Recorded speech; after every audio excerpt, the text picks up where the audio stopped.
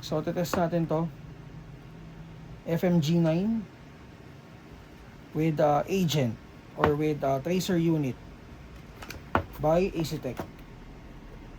Ito guys.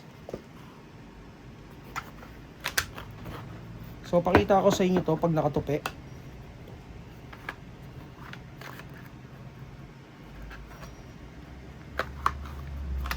Ayan, ganyan siya. Then, kakasama siyang ganyan. Ayun.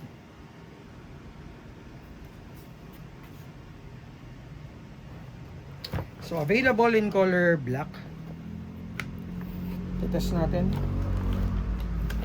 Base gun is Poseidon Orion.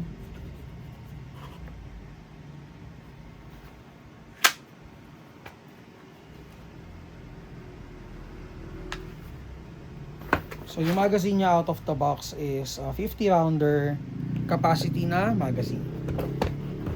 Test natin. Check natin guys kung walang FPS out of the box. May battery to? Wala. Ayun, meron. Ito lang wala. So guys, wait lang ah.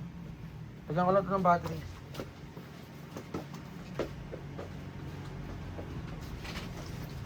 Palagyan.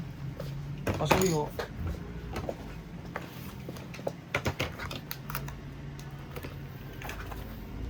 So may kasama na rin pala siyang manual. Ayan. So guys, test natin.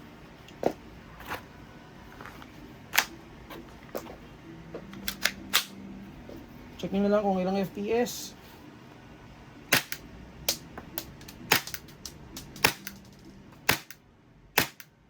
Ayan, so nasa 250 something lang siya.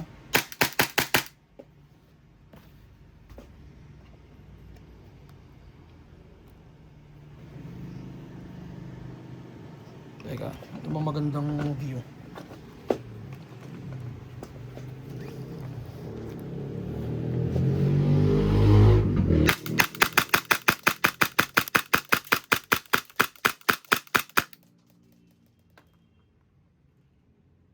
So yun, nag-lock na siya. Okay, so for details PM na lang kayo sa page namin, Mavs sa PPH.